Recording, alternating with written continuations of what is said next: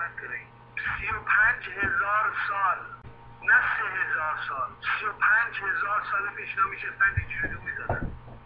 تا روزی که این شایعات ها مثل رضا توپچمکن، مثل همایون چاقوکش، این چوگاهداران فحاش که عقاید و افکار پوسیده و پوچالیشون رو میخوان به زور تو ارغم مردم بکنن، خب ما میگیم تا با اینا جنس رجل فروشن.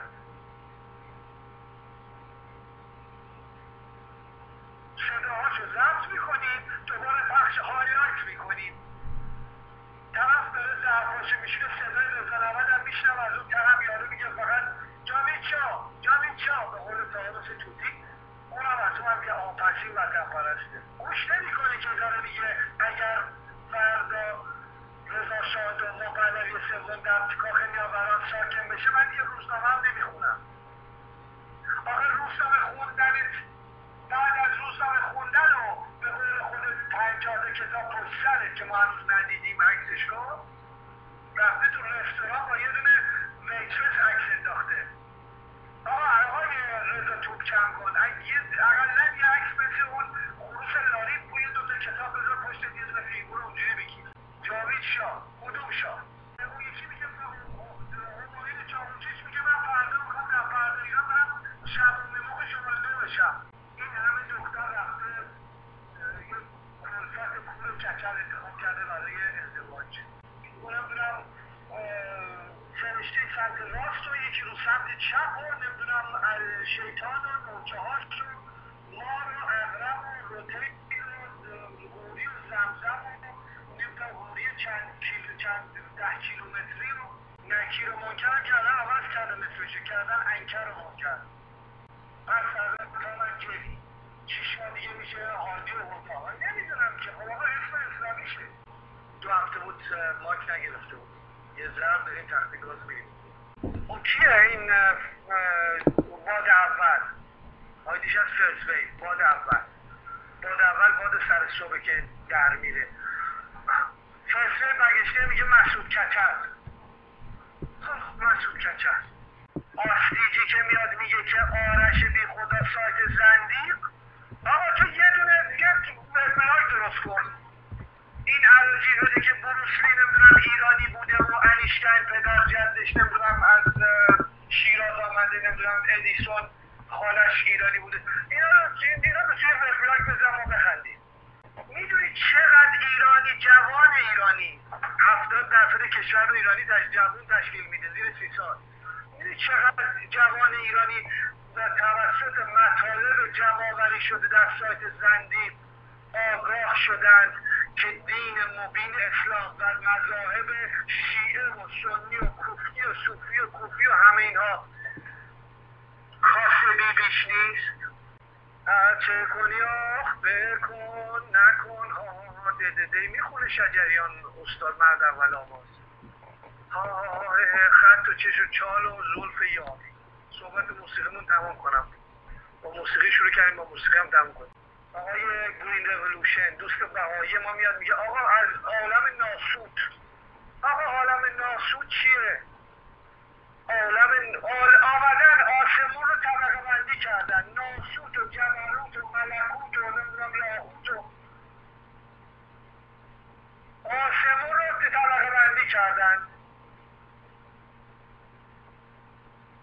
خود دوزخ طبقه بندی شده، یه طبقهش برای جهنم برای مسلمان هاییست که سوتی دادن، یه طبقهش من قبلا اسامی اینا رو خوندم، یه طبقه برای مسیحی هاست، یه طبقه برای یهودی هاست، یه طبقه نمیدونم برای منافقینه.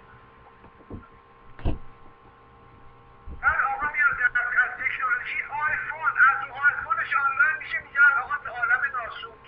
من فکر کنم اون که مخترع یا مکتشف این اپل و آیفون و اینها چی بود اسمش؟ بله استیو جابز. آقا استیو جابز فکر کنم این کارهای پرفکشن رو دید کشته کرد و مرد یا خودشو کش. من نمیدونم چطور مرد. این خودشو کش اومد دید مثلا گرین رولوشن با آیفون آنلاین میشه، از عالم ناسوت میگه. کنسر گرفته. آقای دلاور خوبی؟ دلاور شما مدتا نبودی. چه دلاوری که همیشه در زیر زمینه. شما در زیر زمین دلاوری ها چه فایده؟ و در روی زمین شمشیر بزن. ای دلاور. این البته در اتاقای دیگه میبینیمه. با آیدی ناشناس میایم و میریم که کسی بقیه شاخ نزنه. کامپیوتری که اینتل پروسسور کامپیوتر شما الان دارید باید صحبت میکنید و یا گوش میکنید و تکس میزنید اسرائیلیه. خیلی بامزه است. اینتل اختراع و ساخت اسرائیله. ویندوز اختراع و ساخت اسرائیله. خانوم سعادتی با یه فرهنگ میاد اینجا سیر سماوات میکنه، رد میکنه میثاق بزمجه جمهوری اسلامی. بچه پاسداری که رسما میگه من پاسدارم، رد میکنه خانوم سعادتی رو، میگه چرا به توهین کردین، چرا برگشتی گفته خمینی دجال. تاکسی رو رسما از تاکسی آنلاین میشه، رسما رو مایکروفون میگه درود بر احمدی نژاد و جمهوری اسلامی، رسما اینا رو میگه و میگه من برای FBI کار میکنم.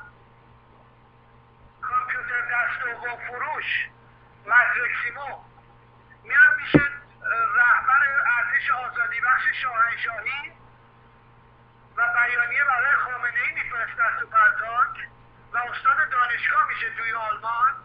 وقتی آمپول زن میاد میگه من جراح بودم، اروپا میگه من سرهنگ و تیمسار بودم. مسئول قطار میاد میگه من پلیس تو کانادا پلیسم. همین میشه دیگه. یک سری دایناسور اونجا پرورش دادن، بعد درو باز شده، یه سری هم جدید اومدن تماشا و دایناسورها حمله کردن میخوان بخورن. ما هم بفراد خوش بزر سر زن ایران، خوش بزر سر زن ایران، خوش بزر سر زن ایران. وبکم نمیزنم چون وبکم بزنم شاید سکته ناقص بشه. خداوندا بارلا الله الله یا الله، تو که قدر قدرتی اون بالایی، ما هم داریم این همه کفر تو رو میگیم، این همه بر علیه تو تبلیغ میکنیم، ضد تو میگیم، هرچی مسلمین میکارن ما با چوب و تبر میزنیم داغون میکنیم. بارلا ها اگر هستی، اگر زور داری بذار من الان بکش، همین الان راست نه. بذار انگلیسی هم میگیم عربی هم عربی باید میگم. Oh my dear God, mighty God, if you can hear me right this second, please, please kill me now.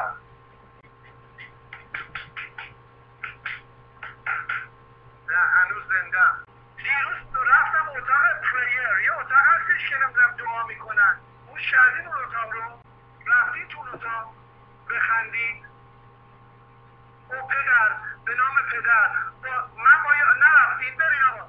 forgiveness رو من چی تو لیست ایرانی هست.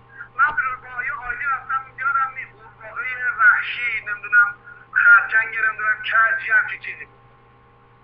رفتم تو اتاق. جالب اینجاست که وارد شدیم یه خانمه‌ای داشتون بالا زنده چیز میکرد، مثلا نوک میکرد. تا منو دید گفت قرباقای عاشق، به نام پدر اولا که سلام بر شما. اینا ایرانی هم دیگه تو پرتاک هم هستن. In the name of Jesus, hallelujah, Jesus is Lord فلان شفا بده. نصف رو پریدن. نگاه مثلا چیز شهر فرنگه. یادم افتاد کبوترامو در قفسشون باز نکرد. برم اون کبوترامو